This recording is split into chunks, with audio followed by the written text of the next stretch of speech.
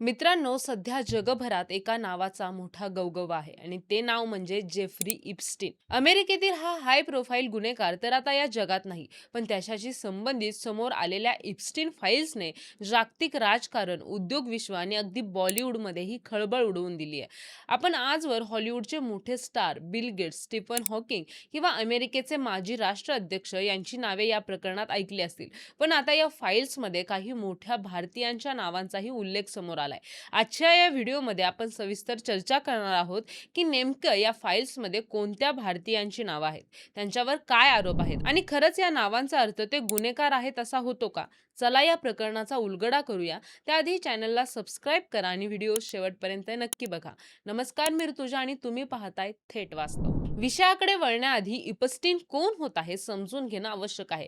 Jeffrey इप्स्टीन हा एक अब्जावधी गुंतवणूकदार होता, ज्याचे संबंध जगातील सर्वात शक्तिशाली लोकांशी होते.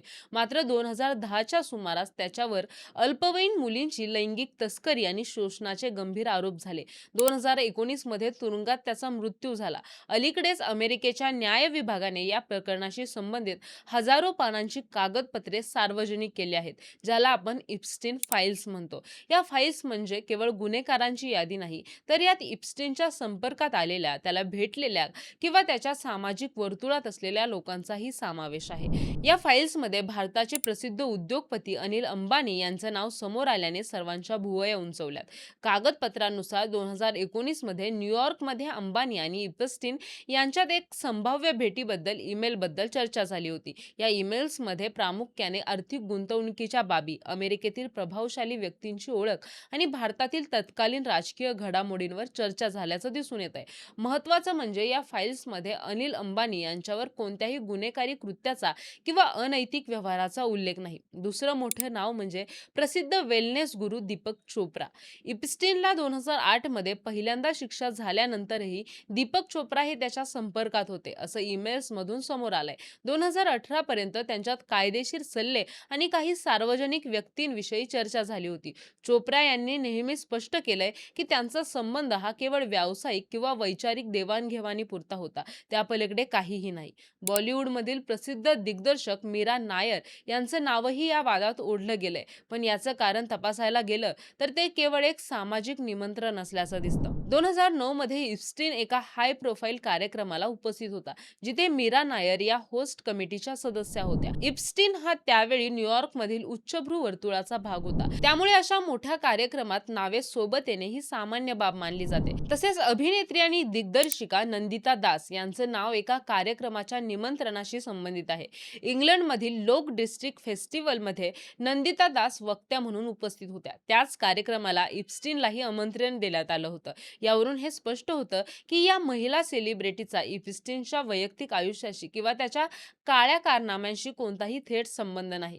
या यादीत सर्वात जास्त चर्चा झाली ती दिग्दर्शक अनुराग कश्यप यांची. एका ईमेल थ्रेडमध्ये एक प्रसिद्ध बॉलिवूड दिग्दर्शक म्हणून कश्यप यांचा उल्लेख करण्यात आला होता. हे नाव शांघायमधील एका नियोजित बैठकीच्या संदर्भात आले होते. मात्र अनुराग कश्यप यांनी यावर सडेतोड उत्तर दिलंय. एका मुलाखतीत ते म्हणाले आहेत की माझं नाव या फाईल्समध्ये कधीही आलेलं नाही आणि माझा त्याच्याशी काडीचाही संबंध नाही.